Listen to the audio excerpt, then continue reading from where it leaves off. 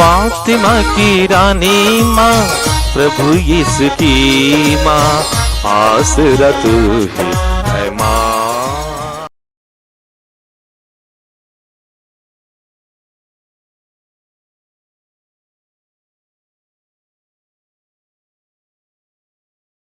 पहला पाठ नबी ईसायास का ग्रंथ, अध्याय 11, पद संख्याएं 1 से 10 तक। इससे के धड़ से एक टहनी निकलेगी, उसके जड़ से एक अंकुर फूटेगा। प्रभु का आत्मा उस पर छाया रहेगा, प्रज्ञा तथा बुद्धि का आत्मा, सुमति तथा धैर्य का आत्मा, ज्ञान तथा प्रभु पर श्रद्धा का आत्मा। वह प्रभु पर श्रद्धा रखेगा। वह ना तो जैसे तैसे न्याय करेगा और ना सुनी सुनाई के अनुसार निर्णय देगा।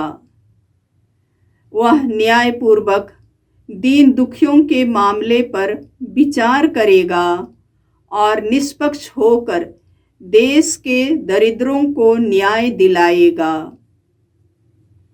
वह अपने शब्दों के डंडे से अत्याचारियों को मारेगा और अपने निर्णयों से कुकर्मियों का विनाश करेगा।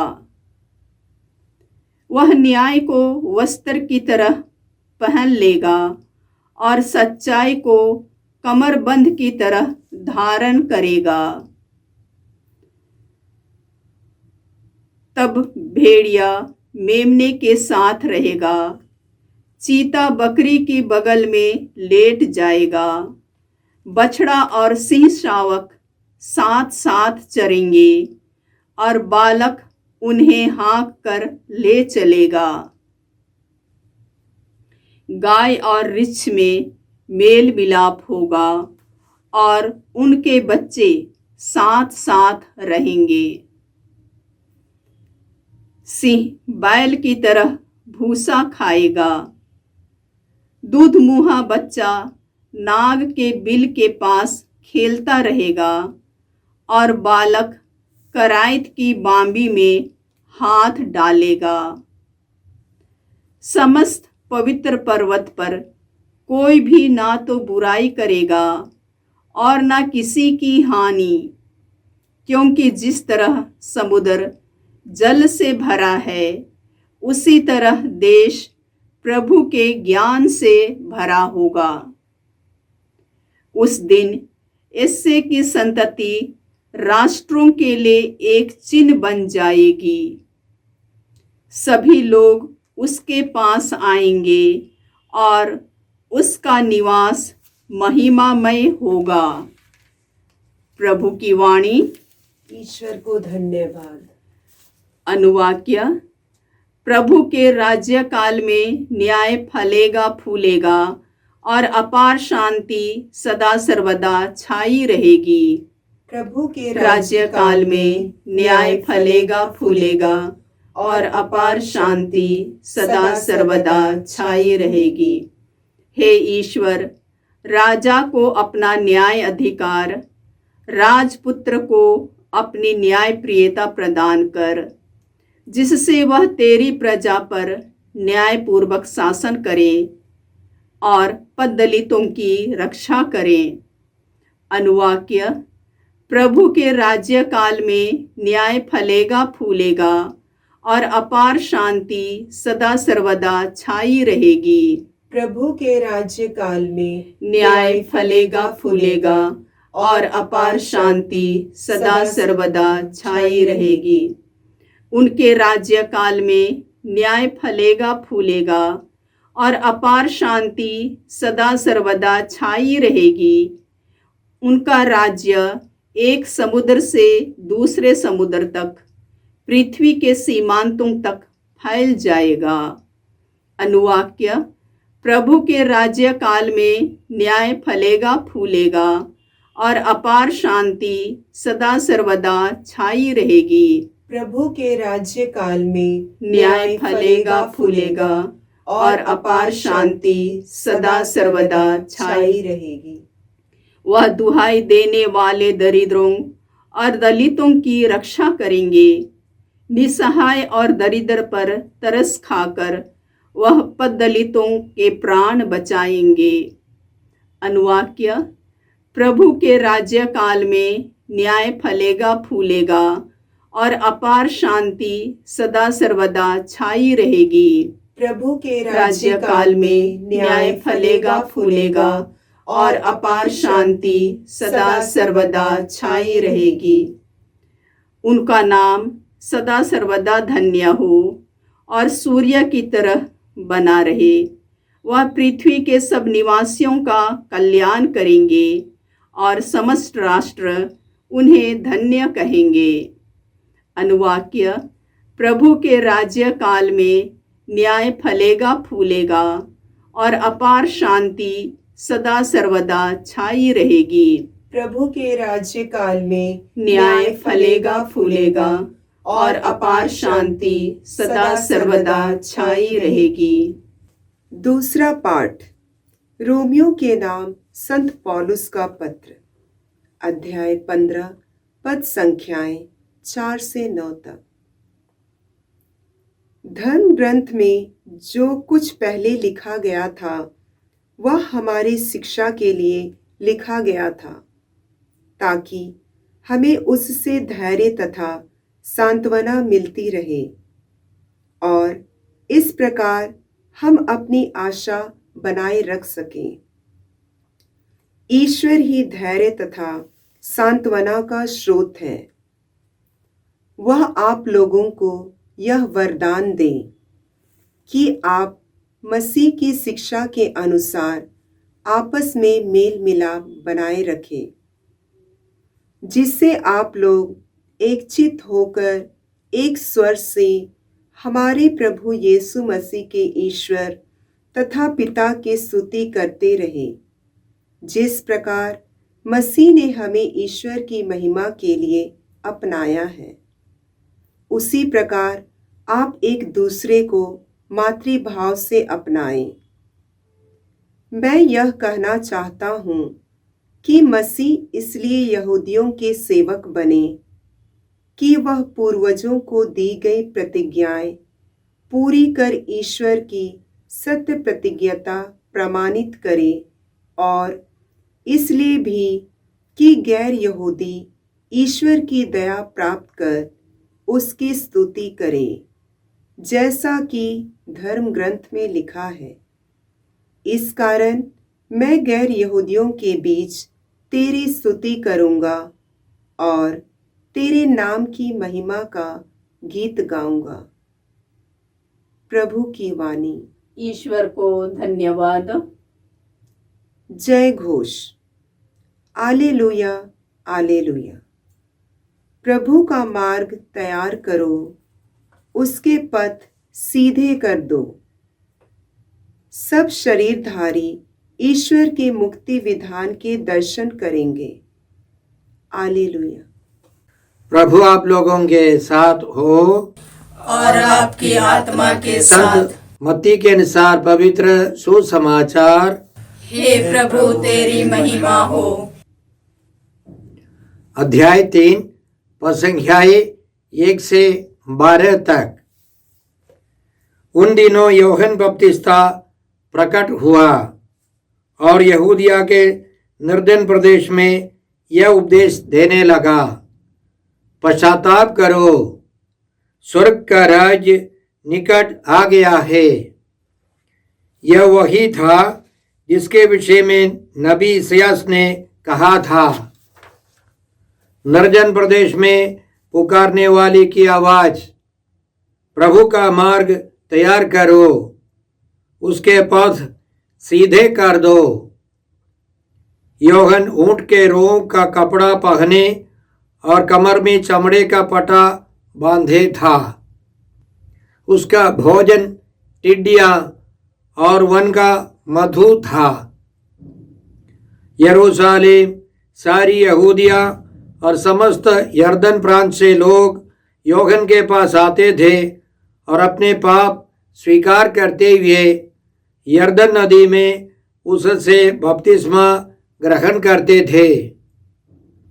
बहुत से फरीसियों और सदूकियों को बपतिस्मा के लिए आते देखकर यूहन्ना ने उनसे कहा, आए सांप के बच्चों, किसने तुम लोगों को आगामी कोप से भागने के लिए सचेत किया है? पश्चाताप का उचित फल उत्पन्न करो और यह न सोचा करो हम इब्राहिम की संतान हैं। मैं तुम लोगों से कहता हूं, ईश्वर इन पत्थरों से इब्राहिम के लिए संतान उत्पन्न कर सकता है। अब पेड़ों की जड़ में कुल्हाड़ा लग चुका है। जो पेड़ अच्छा फल नहीं देता वह काटा और आग में झोंका जाएगा।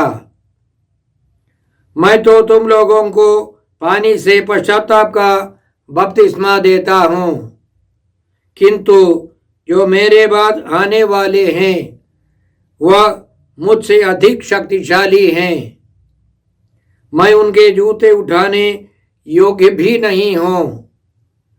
वह तुम्हें पवित्र आत्मा और आग से बपतिस्मा देंगे। वह हाथ में सूप ले चुके हैं जिससे वह अपना खलिहान ओसाकर साफ करे। वह अपना गेहूं बखार में जमा करेंगे। भूसी को वह कभी न बुझने वाली आग में जला देंगे। प्रभु का सुसमाचार। हे क्रिस्त तेरी स्तुति हो। क्रिस्त में प्रिय भाई और बहनों, आज का पहला पाठ नबी इसायास के ग्रंथ से है, अध्याय 11 पद संख्या 1 से 10 तक। इसमें हमने सुना, यसे के धड़ से एक टहनी निकलेगी, उसकी जड़ से एक अंगूर फूटेगा।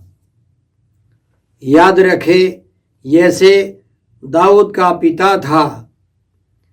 ईश्वर ने दाऊद से वादा किया था कि उसके गोत्र से एक महान राजा उत्पन्न होगा, उसके राज्य का अंत नहीं होगा। साथ साथ हम याद रखें कि बाबुल निर्वासन के समय दाऊद के गोत्र का राजा मारा गया, बर्बाद हो गया, और उसके बाद उस खानदान से कोई राजा नहीं था। फिर भी नबी इसायास ने यह भविष्यवाणी की कि राजा दाऊद के गोत्र से, यिशै के गोत्र से एक अंगूर फूटेगा, एक टहनी निकलेगी, वह यीशु मसीह है। इसके अलावा यह भविष्यवाणी है, प्रभु का आत्मा उस पर छाया रहेगा। प्रज्ञा तथा बुद्धि का आत्मा, सुमति तथा धैर्य का आत्मा, ज्ञान तथा ईश्वर भक्ति का आत्मा, वह प्रभु पर श्रद्धा रखेगा। यह 7 दान है। पवित्र आत्मा के 7 दान प्रभु यीशु में परिपूर्ण रूप से विद्यमान है। इसलिए संत पौलुस कलोसियों के नाम पत्र अध्याय 1 में इसी तरह हमको समझाते हैं, ईश्वर ने चाहा कि यीशु मसीह में सब प्रकार की परिपूर्णता हो। यह ईश्वर की इच्छा और योजना थी, यीशु मसीह में सब परिपूर्णता हो। फिर संत पौलुस उसी पत्र के अध्याय 2 पद संख्या 9 में इसी तरह लिखते हैं, मसीह में ईश्वरीय तत्व की परिपूर्णता अवतरित होकर निवास करती है।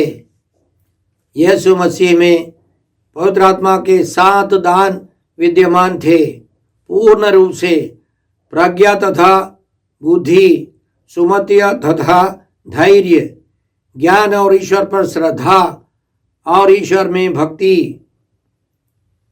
साथ साथ पवित्र आत्मा हम सबों को भी यह 7 दान देते हैं।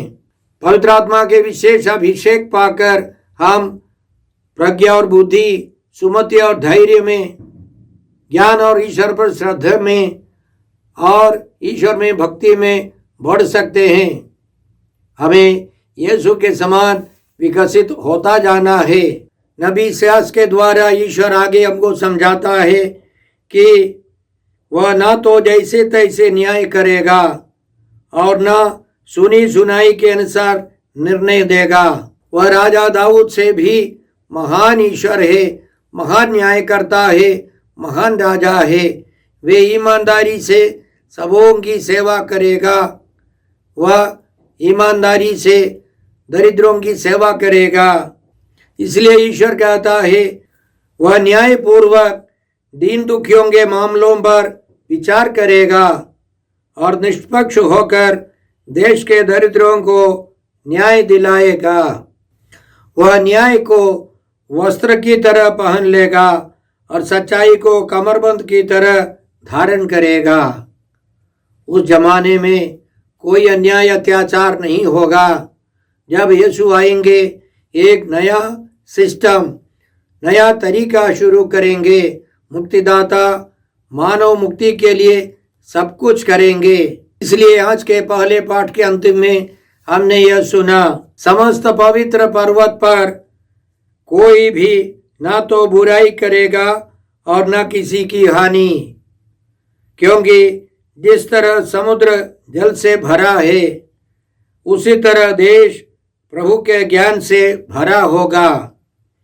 उस दिन यीशु की संतति राष्ट्रों के लिए एक चिन्ह बन जाएगी। सभी लोग उसके पास आएंगे और उसका निवास महिमा में होगा। याद रखें, उत्पत्ति ग्रंथ अध्याय 3 प्रसंज्ञा 15 में ईश्वर ने शैतान से इसी तरह वादा किया, मैं तेरे और स्त्री के बीच, तेरे वंश और उसके वंश में शत्रुता उत्पन्न करूंगा। वह तेरा सिर कुचल देगा और तू उसकी एड़ी काटेगा। वह तेरा सिर कुचल देगा। स्त्री की संतान।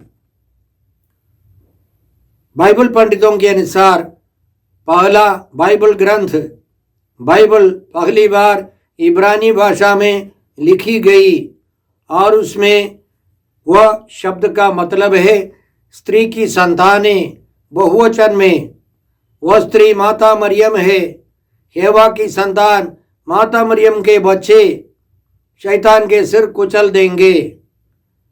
फिर यीशु आने के करीब 200 साल पहले इब्रानी बाइबल का अनुवाद हुआ यूनानी भाषा में।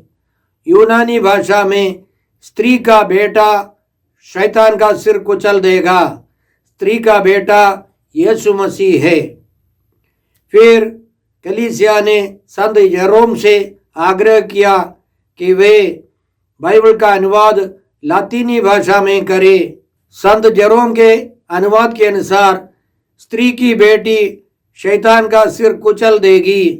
स्त्री की बेटी माने माता मरियम शैतान का सिर कुचल देगी। आजकल के बाइबल पंडित लोग हमको समझाते हैं कि हमको तीनों बाइबल के यूनानी, इब्रानी और लातीनी बाइबल के अंदर जो लिखे गए हैं उन सबों को एक साथ पढ़ना है। प्रभु यीशु, माता मरियम और माता मरियम के बच्चे सब मिलकर शैतान के सिर को कुचलना है। इसके अलावा बाइबल से हमें पता चलता है कि स्वर्गदूत मिखाएल, महादूत मिखाएल और उनके साथी स्वर्गदूत मिलकर शैतान से लड़ते हैं। तो स्वर्गदूत मिखाएल के अधीन में रहने वाले स्वर्गदूतों के साथ, माता मरियम के साथ, माता मरियम के बच्चों के साथ, उनके भक्तों के साथ, यीशु के साथ हमें शैतान का सिर कुचलना है। शैतान का राज्य पूर्ण रूप से समाप्त होने तक, जैसे आज हमने सुना, पूर्ण शांति आने तक, पूर्ण मेल मिलाप आने तक हमें संघर्ष करना है। इस दुनिया में रेडीमेड संसार नहीं है। प्रभु यीशु ने हमारे लिए रास्ता खोल दिया है, मार्ग दिखाया है। हमें पवित्र आत्मा दिया है, रास्ता बता दिया है कैसे हमें शैतान के राज्य को समाप्त करना है। ईश्वर के राज्य की स्थापना के लिए हमें अथक परिश्रम करना है। क्रिस में प्रिय भाई और बहनों, याद रखें हम लोग आज से आगमन काल के दूसरे सप्ताह में प्रवेश कर चुके हैं। पहले सप्ताह हम लोग ईश्वर पर भरोसा के लिए प्रार्थना कर रहे थे। दूसरे सप्ताह में हम लोग शांति के लिए प्रार्थना करें। इसलिए आज के भजन में, भजन संख्या 72 में हमने इस प्रकार सुना, ईश्वर राजा को अपना न्यायाधिकार, राजपुत्र को अपनी न्याय प्रियता प्रदान कर, जिससे वह तेरी प्रजा पर न्यायपूर्वक शासन करे और पद दलितों की रक्षा करे। उनके राज्य काल में न्याय फलेगा फूलेगा और अपार शांति सदा सर्वदा छाई रहेगी। उनका राज्य एक समुद्र से दूसरे समुद्र तक, पृथ्वी के सीमांतों तक फैल जाएगा। वह दुहाई देने वाले दरिद्रों और पद दलितों की रक्षा करेंगे। निस्सहाय और दरिद्र पर तरस खाकर वह पद दलितों के प्राण बचाएंगे। हम आशा रखें, भरोसा रखें और इसी तरह शांति के लिए प्रार्थना करें। याद रखें, पुनर्जीवित यीशु ने अपने शिष्यों के बीच में खड़ा होकर यह अभिवादन किया, तुम्हें शांति मिले। बार बार प्रभु ने यह अभिवादन किया। पुनर्जीवित यीशु हमको शांति से भरने के लिए आए हैं, पवित्र आत्मा से भरने के लिए आए हैं। आइए हम इस सप्ताह विशेष रूप से प्रार्थना करें, हमारे दिलों में, परिवारों में, पड़ोस में और समाज में ईश्वर की शांति आए, प्रभु यीशु की शांति आए। आज के सुसमाचार में संत मत्ती अपने अध्याय 3 में 2 महान व्यक्तियों को हमारे सामने प्रस्तुत करते हैं। सबसे पहले संत यूहन्ना प्रकट हो जाते हैं। संत यूहन्ना बपतिस्ता निर्जन स्थान में प्रकट हो जाते हैं। याद रखें, अध्याय 2 के अंत तक बालक यीशु के बारे में है। अचानक वयस्क यीशु को प्रस्तुत करने के पहले संत मत्ती यूहन्ना बपतिस्ता को प्रस्तुत करते हैं। वे साधारण नबी नहीं है। उनका जन्म पुरोहित गोत्र में हुआ था। नबी यिर्मयाह के समान उनको नबी के रूप में ईश्वर ने चुना था।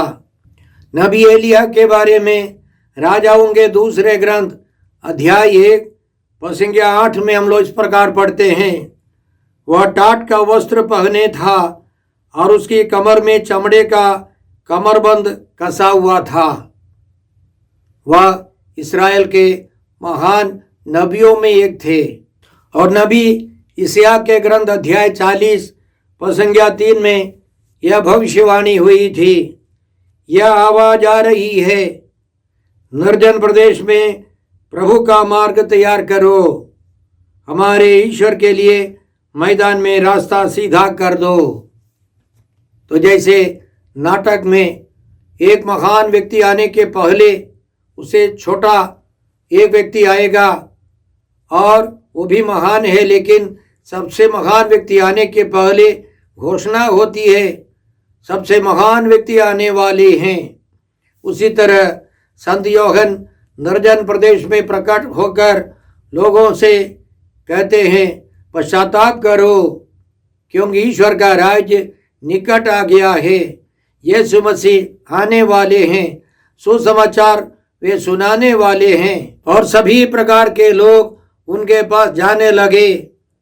फरीसी, सदुकी, शास्त्री लोग, सिपाही लोग, जनसाधारण, सबों को यूहन्ना ने यह समझाया, पश्चाताप करो और पश्चाताप का उचित फल उत्पन्न करो। कई लोग पश्चाताप कर बाद में कुछ दिनों के बाद फिर पुरानी अवस्था में पहुंच जाते हैं, पापमय जीवन बिताते हैं।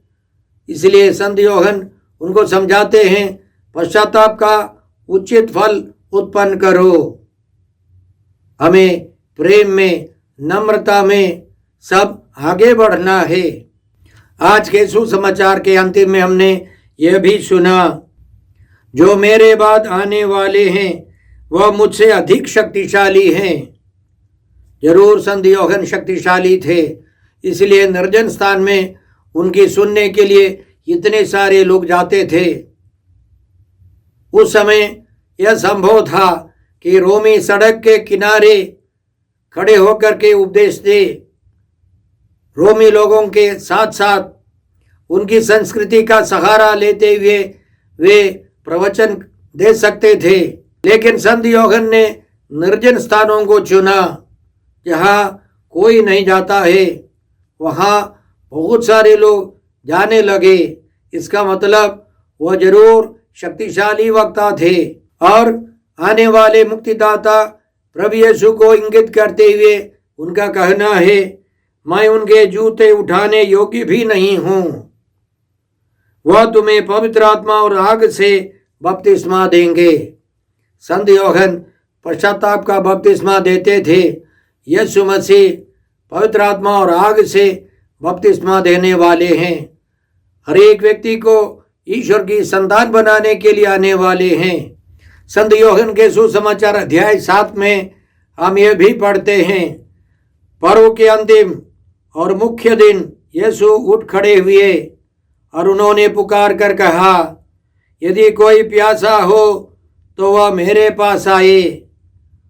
जो मुझ में विश्वास करता है वो अपनी प्यास बुझाए। जैसा कि धर्म ग्रंथ में लिखा है, उसके अंतःस्थल से संजीवन जल की नदियां बह निकलेंगी। यह पवित्र आत्मा के बारे में उनकी प्रतिज्ञा है। हम यीशु के पास जाकर पवित्र आत्मा पाए और हमारे अंतःस्थल से पवित्र आत्मा की नदियां बह निकलेंगी। पवित्र आत्मा के फल निकल जाएंगे। पवित्र कलीसिया हमें रोमियों के नाम संत पौलुस के पत्र अध्याय 15 संज्ञाएं 4 से 9 तक देती है। उन वचनों के अनुसार हमें जीवन बिताना है। इस पत्र में संत पौलुस इसी तरह लिखते हैं, धर्म ग्रंथ में जो कुछ पहले लिखा गया था वह हमारी शिक्षा के लिए लिखा गया था, ताकि हमें उससे धैर्य तथा सांत्वना मिलती रहे और इस प्रकार हम अपनी आशा बनाए रख सके। ईश्वर ही धैर्य तथा सांत्वना का स्रोत है। वह आप लोगों को यह वरदान दे कि आप मसीह की शिक्षा के अनुसार आपस में मेल मिलाप बनाए रखें, जिससे आप लोग एक चित्त होकर एक स्वर से हमारे प्रभु यीशु मसीह के ईश्वर तथा पिता की स्तुति करते रहें। जिस प्रकार मसीह ने हमें ईश्वर की महिमा के लिए अपनाया है, उसी प्रकार आप एक दूसरे को भ्रातृभाव से अपनाए। मैं यह कहना चाहता हूँ कि मसीह इसलिए यहूदियों के सेवक बने कि वह पूर्वजों को दी गई प्रतिज्ञाएं पूरी कर ईश्वर की सत्य प्रतिज्ञता प्रमाणित करे, और इसलिए भी कि गैर यहूदी ईश्वर की दया प्राप्त कर उसकी स्तुति करे, जैसा कि धर्म ग्रंथ में लिखा है, इस कारण मैं गैर यहूदियों के बीच तेरी स्तुति करूँगा और तेरे नाम की महिमा का गीत गाऊंगा। तो हमें मेल मिलाप से एक दूसरे को प्यार करना है और सभी लोगों के साथ ईश्वर की स्तुति करें। आइए हम इस सप्ताह विशेष रूप से शांति के लिए प्रार्थना करते हुए मेल मिलाप के लिए प्रार्थना करें। संसार भर में प्रभु यीशु की शांति फैलती जाए। हे अब्बा पिता, हे प्रभु यीशु, हे पवित्र आत्मा ईश्वर, आज के सारे पवित्र वचनों के लिए हम तुझे धन्यवाद देते हैं और प्रार्थना करते हैं। जहाँ तहाँ अशांति है, युद्ध है, आतंकवाद है, वहाँ पुनर्जीवित यीशु की शांति उतरे। इस सप्ताह सभी लोगों को शांति से भर दे। हम यह प्रार्थना करते हैं प्रभु क्रिस्त के द्वारा। हमारे प्रभु यीशु क्रिस्त की कृपा, ईश्वर का प्रेम और पवित्र आत्मा का साहचर्य आप सबों को प्राप्त हो। आमीन।